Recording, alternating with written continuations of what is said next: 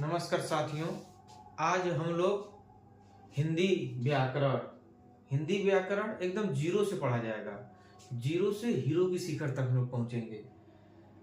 अब हिंदी व्याकरण हम शुरुआत करते हैं। अब हम व्याकरण का अर्थ बताते हैं आप लोगों को। यहाँ लिखा है व्याकरण। व्याकरण का अर्थ है भली भांति समझना। अर्थात व्याकरण का अर्थ क्या है? भली भांति समझना। अब इसकी हम परिभाषा देखते हैं। तो यहाँ लिखा है व्याकरण एक ऐसा ग्रंथ है जिसके द्वारा किसी भाषा का शुद्ध उच्चारण, शुद्ध लेखन और शुद्ध प्रयोग करना सिखाया जाता है। व्याकरण के अंतर्गत हमें क्या होता है?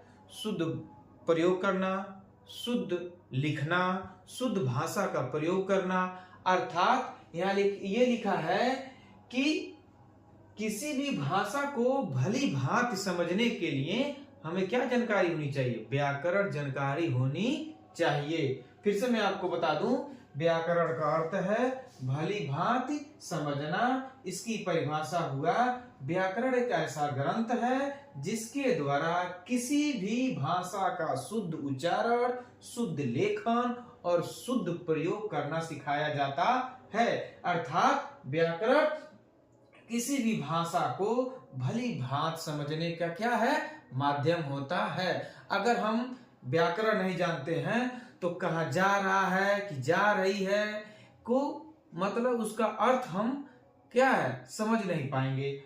अब देखिए, अगर प्रश्न पूछ दे हिंदी व्याकरण के जनक कौन है, तो हिंदी व्याकरण के जनक हैं श्री दामोदर पंडित जी हैं। श्री दामोदर पंडित जी को हिंदी व्याकरण के जनक माना जाता है। उनकी जो रचनाएं थी, उक्ति व्यक्ति प्रकरण। अगर ये दो क्वेश्चन इंपॉर्टेंट है, ये हिंदी व्याकरण के जनक कौन है, तो ये हिंदी व्याकरण के जनक हैं श्री दामोदर पंडित जी। उनकी रचना है उक्त व्यक्ति प्रकरण।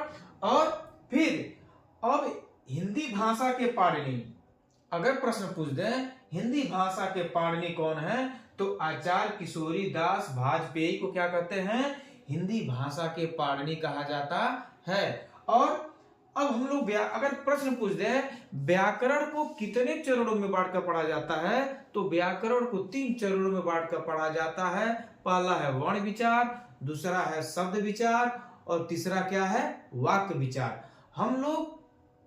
मैं आप लोगों को 2 विषय की मैं गारंटी लेता हूं, 2 नहीं 3 विषय की। एक हिंदी में पढ़ा दूंगा, संस्कृत पढ़ा दूंगा और सामाजिक विषय में पढ़ा दूंगा। ठीक। अब प्रश्न क्या है? हमने तो ये समझ गया कि व्याकरण क्या है। अगले वीडियो में हम लोग देखेंगे वर्ण विचार। अर्थात हम लोग वर्णमाला पढ़ेंगे और वर्णमाला से फिक्स है हिंदी में भी कम से कम 4 नंबर और संस्कृत में भी 4 या 5 नंबर। अगर हमारा वर्णमाला तैयार हो जाता है तो हम यूपी टेट में कम से कम 9 नंबर हिंदी में आसानी से प्राप्त कर सकते हैं। अब देखिए, अगर प्रश्न ये तो हमें जानकारी हो गई क्या? हिंदी व्याकरण की। अगर यही हमें पूछ दे संस्कृत व्याकरण के जनक कौन है, ठीक, प्रश्न क्या पूछ दे कि संस्कृत व्याकरण के जनक, तो संस्कृत व्याकरण के जनक हैं संस्कृत व्याकरण के जनक कौन है? महर्षि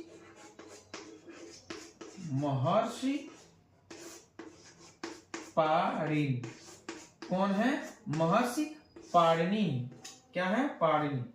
अब फिर प्रश्न पूछता है हिंदी संस्कृत भाषा के जनक या पिता, तो क्या है? हमारा महर्षि पाणिनि है। कौन है? महर्षि पाणिनि। अब इनकी एक रचना है, रचना बहुत इंपॉर्टेंट है। रचना ये हमेशा क्या यूपी टेट में कम से कम 3-4 बार यूपी टेट और हिंदी में भी आया। इनकी रचना है अष्टाध्यायी। क्या है? अष्टाध्यायी। कौन सी रचना है? अष्टाध्यायी। अब इसमें कई तरह के प्रश्न पूछे हैं। प्रश्न पूछा है कि संस्कृत भाषा के जनक कौन है? तो महर्षि पाणिनि है। इनकी रचना क्या है? अष्टाध्यायी है। और फिर पूछ देगा अष्टाध्यायी कौन समास है? क्या पूछेगा? अष्टाध्यायी कौन समास है? तो अष्टाध्यायी कौन समास है? द्विगु समास है। क्या है? द्विगु समास है। अगर प्रश्न पूछे द्विगु समास किसे कहते हैं? ऐसा समास जिसका पहला पद क्या हो? संख्यावाचक हो। क्या हो? जैसे चौराहा है, त्रिनेत्र है, अष्टाध्यायी है। तो जिसका पहला पद क्या हो? संख्यावाची हो। क्या हो? संख्यावाची हो, उसे ही क्या कहते हैं? द्विगु समास। अब देखिए फिर पूछ देगा, अगर यही प्रश्न पूछ दे महर्षि में कौन संधि, महर्षि कौन सी संधि है? तो महर्षि हमारा कौन सा संधि है? हमारा है गुण संधि। कौन संधि है? गुण संधि है। क्या है? गुण संधि है। ठीक, हमने क्या कहा? अब देखिए अगर महर्षि से पाणिनि से संबंधित जो प्रश्न पूछा तो हमने क्या कहा? संस्कृत भाषा के जनक कौन है? महर्षि पाणिनि। हिंदी व्याकरण के जनक कौन है? महर्षि पाणिनि। इनकी रचना क्या है? अष्टाध्यायी। अब अष्टाध्यायी कौन समास है? द्विगु समास है। अष्टाध्यायी में कितने अध्याय हैं? 8 अध्याय हैं। कितने चरण हैं? 4 चरण हैं। एक चरण में कितने पद हैं? एक चरण में 4 पद हैं और 8 अध्याय हैं, तो 8 चौक 32 पद हैं और 3978 क्या है? सूत्र हैं। अर्थात लगभग 4000 इनकी क्या है? सूत्र है। क्या है? सूत्र है लगभग। इसलिए पाणिनि को सूत्रकार भी कहते हैं। प्रश्न पूछा है कि हिंदी संस्कृत भाषा के सूत्रकार कौन है? पतंजलि हैं कि भाष्य जी हैं कि पाणिनि हैं? तो हिंदी भाषा के सूत्रकार पाणिनि हैं। इनके सूत्रों की रचना लगभग 4000 है, लेकिन वास्तविक 3978 है। अब देखिए फिर पूछेगा महर्षि कौन संधि है? तो महर्षि गुण संधि है। और महर्षि का संधि विच्छेद कीजिए तो होगा महाधन ऋषि। महाधन ऋषि। अब ये पूछ देगा ये कौन सौ है? क्या हम लोग कहते हैं पेट चीरा सौ, पेट खरुआ सौ, लेकिन इसका नाम है मूर्धन्य सौ। क्या नाम है? मूर्धन्य सौ है। इसी को कहते हैं मूर्धा। लेकिन मैं संस्कृत भी आप लोगों को पढ़ाऊंगा, लेकिन मैं अगले वीडियो में पढ़ाऊंगा वर्णमाला। क्या पढ़ाऊंगा? वर्ण विचार में। वर्ण विचार में वर्णमाला किसे कहते हैं? भाषा की सबसे छोटी इकाई, अर्थ के आधार पर सबसे छोटी इकाई, अर्थ के आधार पे कौन सबसे छोटी इकाई, भाव के आधार पे सबसे छोटी इकाई क्या है? वर्णमाला किसे कहते हैं? वर्णमाला के कितने भाग हैं? क वर्ण का उच्चारण क्या है? ख वर्ण का उच्चारण स्थान क्या है? कौन ह्रस्व स्वर है, कौन दीर्घ स्वर है, प्लुप्त स्वर है? ये सबको अगले वीडियो में बताऊंगा। धन्यवाद।